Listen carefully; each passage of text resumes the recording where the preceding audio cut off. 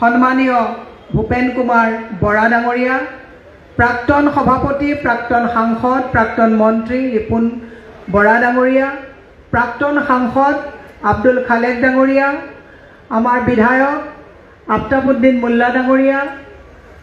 আমাৰ সাংগঠনিক সাধাৰণ সম্পাদক বিপুল গগৈ ডাঙৰীয়া, অসম প্ৰদেশৰ সাধাৰণ সম্পাদক এডমিনিষ্ট্ৰেটিভ প্ৰদ্যুৎ কুমাৰ ভূঞা ডাঙৰীয়া, সাধাৰণ সম্পাদক অৰুণ তিৱাৰী ডাঙৰীয়া, তত্ত্বাৱধায়িকা মুনমী দত্ত ডাঙৰীয়ানী, প্ৰাক্তন মন্ত্ৰী আমাৰ প্ৰণয়ৰ নামটো পটককৈ মই পাহৰি গৈছোঁ, প্ৰণয় ৰাভা ডাঙৰীয়া, আমাৰ মিডিয়া চেলৰ অধ্যক্ষ বেদব্ৰত বৰা ডাঙৰীয়া, আমাৰ সন্মুখত বহি থকা অসম প্ৰদেশৰ বিষয়ববীয়াসকল, জিলা কংগ্ৰেছৰ বিষয়ববীয়াসকল, মহিলা কংগ্ৰেছ, যুৱ কংগ্ৰেছ, NSUI, সেৱা দল, সাংবাদিক বন্ধুসকল, কাৰোবাৰ যদি নাম ৰখি গৈছে, ছ'চিয়েল মিডিয়াৰ সহযোগীসকল, ব্লগ, মণ্ডল, বুথ সকলোকে মই নমস্কাৰ জনাইছোঁ। আজি গোটেই অসমতে যোগদান কাৰ্যসূচী আছে। আমাৰ মাননীয় সভাপতি গৌৰৱ গগৈ ডাঙৰীয়াৰ নেতৃত্বত জিলাই জিলাই 10 তাৰিখে প্ৰত্যেক জিলাতে আমাৰ যোগদান কাৰ্যসূচী হৈ আছে। আজি আপুনি দেখিছে, আপোনালোকে অলপ পিছত গম পাব, জিলাত বিভিন্ন পৰ্যায়ত আমাৰ সংগঠনৰ সাংগঠনিক ভেটি সুদৃঢ় হৈ আহিছে। মানুহ কিয় আহিছে? মানুহে এইকাৰণেই কংগ্ৰেছলৈ আহিছে যে মানুহক যিটো এটা সপোন দেখুওৱা হৈছিলে যে আচ্ছা দিন আয়েগা,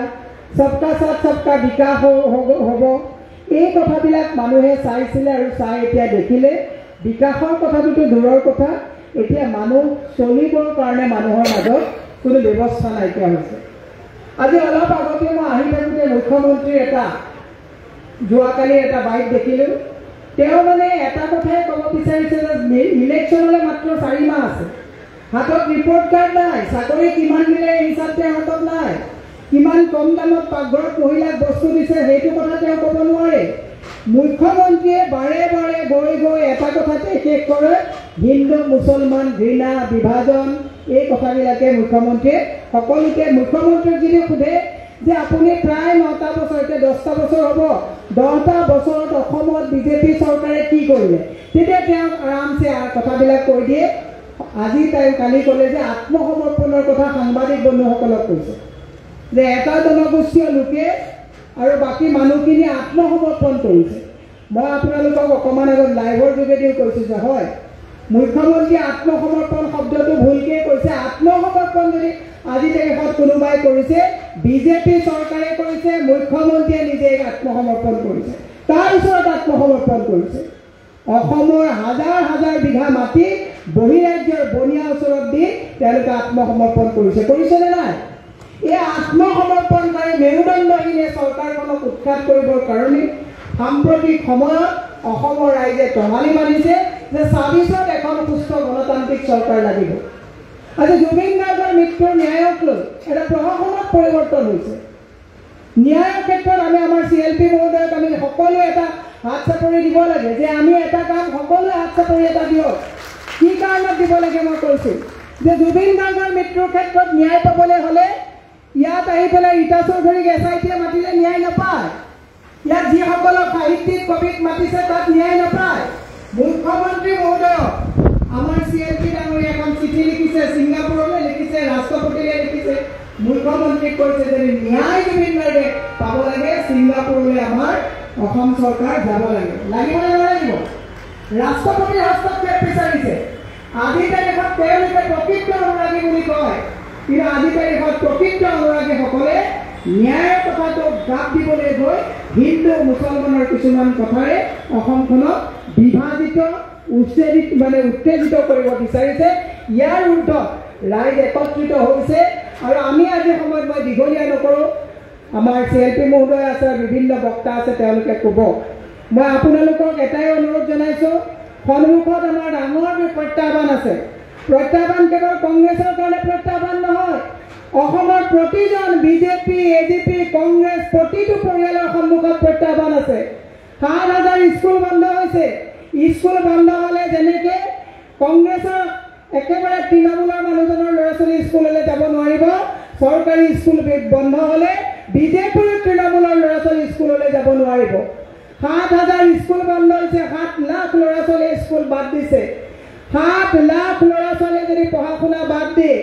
মদ আৰু ড্ৰাগ আসক্ত হয় ৭ লাখ যদি ডকাইত চুৰ ডকাইত অসমত সৃষ্টি হয় তেতিয়াহ'লে হিমন্ত বিশ্ব শৰ্মাৰ ল'ৰা ছোৱালী সুৰক্ষিত হৈ থাকিব কিন্তু আমাৰ ল'ৰা ছোৱালী যে সুৰক্ষিত নহয় ইয়াত বহি থকাসকলৰ যে ল'ৰা ছোৱালী সুৰক্ষিত নহয় এই কথাটো অসমৰ মাতৃ সমাজে বুজিছে আৰু বুজি পাব লাগিব আপোনালোকে দেখিছে এওঁলোকে সবকা সাথ সবকা বিকাশৰ কথা কয় 1250 টকা দিয়াৰ কথা কয় ৰেচন কাৰ্ডত মিঠাতেল দিয়াৰ কথা কয় দাইল কম দামত দিয়াৰ কথা কয় 120 দিন আছে ইলেকশ্যনলৈ আৰু এইকেইদিনত জানুৱাৰীৰ পৰা তেওঁলোকে এই বৰশীত যেনেকৈ মাছ আনিবলৈ টোপ দিয়ে এওঁলোকে ৰেচন কাৰ্ডত মিঠাতেল মচুৰ দাইল চেনি দিয়াৰ কথা কৈছে কংগ্ৰেছৰ দিনত দিয়া নাছিলে নেকি কংগ্ৰেছৰ দিনত কেৰাচিন তেল পৰ্যন্ত ৰেচন কাৰ্ডত পাইছিলে আৰু মাতৃ সমাজে পাকঘৰত কম দামত বস্তু পাইছিলে এওঁলোকে এহাতে দিছে আৰু চাৰিওফালৰ পৰা এওঁলোকে লৈ গৈছে সেইকাৰণে মই আজি এই মানৱেন্দ্ৰ শৰ্মা কমপ্লেক্সৰ পৰা সমগ্ৰ অসমত যি যোগদান কাৰ্যসূচী হৈছে যি অসমৰ পৰিস্থিতিক হৃদয়ংগম কৰি যিসকলে ৰাইজে কংগ্ৰেছৰ হাত শক্তিশালী কৰিবলৈ গণতান্ত্ৰিক প্ৰমূল্যবোধটোক পুনৰ ঘূৰাই আনিবলৈ ঘৃণা বিভাজনৰ ঊৰ্ধত ৰাজনীতিৰ হাত আমাৰ শক্তিশালী কৰিবলৈ ওলাই আহিছে আপোনালোকক ধন্যবাদ জ্ঞাপন কৰিছোঁ আহক আমি সকলোৱে মিলি আমি অসমখন ঠিক কৰিব লাগিব শেষত মই আপোনালোকক কৈছোঁ যে আপোনালোকক মানুহে আজি ইয়াৰ পৰা যোৱাৰ পিছত সুধিব যে কংগ্ৰেছক কিয় ভোট দিব লাগে মই আপোনালোকক কৈছোঁ 4টা কথা কংগ্ৰেছৰ কথা আপোনালোকে ক'ব কিয় কংগ্ৰেছক ভোট দিব লাগে হয় কংগ্ৰেছৰ দিনত দুৰ্নীতি হৈছিলে কিন্তু কংগ্ৰেছৰ দিনত অসম বিক্ৰী হোৱা নাছিলে কংগ্ৰেছৰ দিনত স্কুল প্ৰতিষ্ঠা কৰা হৈছিলে হস্পিটেলবোৰ প্ৰতিষ্ঠা কৰা হৈছিলে কংগ্ৰেছৰ দিনত নাৰী সবলীকৰণৰ কথা কোৱা হৈছিলে আৰু সবলীকৰণ কৰা হৈছিলে আৰু যিবিলাক আঁচনিৰ কথা এতিয়া কৈছে 183টা আঁচনি কংগ্ৰেছৰ দিনত অসমৰ মাতৃ সমাজ মহিলা সমাজ বৃদ্ধ সকলোকে দিয়া হৈছিল আজি তাৰিখত 2 লাখ MSME বন্ধ হৈছে মানুহৰ হাতত পইচা নাই কাৰো মুখত হাঁহি নাই প্ৰত্যেকজন মানুহক আপোনালোকে দেখিব বিজেপিয়ে মিটিঙলৈ যিবিলাক মানুহ মহিলাক লৈ যায় আপোনালোকে দেখিছে মৰিগাঁৱত 5 টকীয়া আৰু 3 টকীয়া বিস্কুটৰ কাৰণে মাতৃ সমাজে হাহাকাৰ কৰিবলগীয়া অৱস্থা হৈছে দুৰ্ভাগ্যজনক কথা এওঁলোকে জুবিন গাৰ্গৰ প্ৰকৃত অনুৰাগীৰ কথা কয় কিন্তু আপোনালোকে জানিব নিৰ্মলা সীতাৰামন সিদিনাখন ইয়াত আহি মিটিং কৰি 2 দিন থাকি গ'ল প্ৰকৃত অনুৰাগীয়ে কিন্তু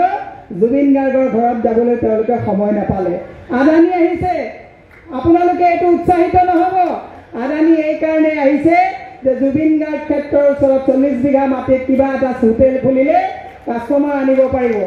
সেইকাৰণেহে আহিছে জুবিন গাৰ্গৰ মৰমত ইয়াত অহা নাই সেইকাৰণে মই আপোনালোকক কৈছোঁ ঐক্যবদ্ধভাৱে যিখন অসমত অসমৰ সম্পদ সুৰক্ষিত নহয় যিখন অসমত অসমৰ জাতি মাটি ভেটি সুৰক্ষিত নহয় যিখন অসমত জুবিন গাৰ্গ সুৰক্ষিত হ'ব নোৱাৰিলে যিখন অসমৰ মুখ্যমন্ত্ৰীয়ে জুবিন গাৰ্গক হত্যা কৰা হৈছে বুলি নিজেই কৈছে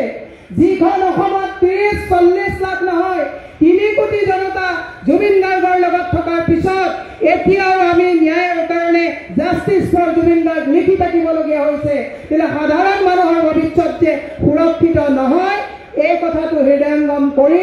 আহক 26ত আমি এই অতৃপ্ত আত্মাৰ অসুস্থ মুখ্যমন্ত্ৰীজনক ক্ষমতাচ্যুত কৰি অসমত পুনৰ শিক্ষা ন্যায় স্বাস্থ্য আৰু নাৰী সবলীকৰণ যুৱ সবলীকৰণৰ স্বাৰ্থত এখন চৰকাৰ গঠন কৰাত সকলোৱে হাত উজান দি অসমত কংগ্ৰেছৰ চৰকাৰ অনাত আপোনালোকে সহায় কৰিব বুলি ভাবি অসমক সুৰক্ষা কৰিব বুলি ভাবি কেৱল হিন্দু মুছলমান ঘৃণা আৰু বিভাজনেৰে যাতে মানুহক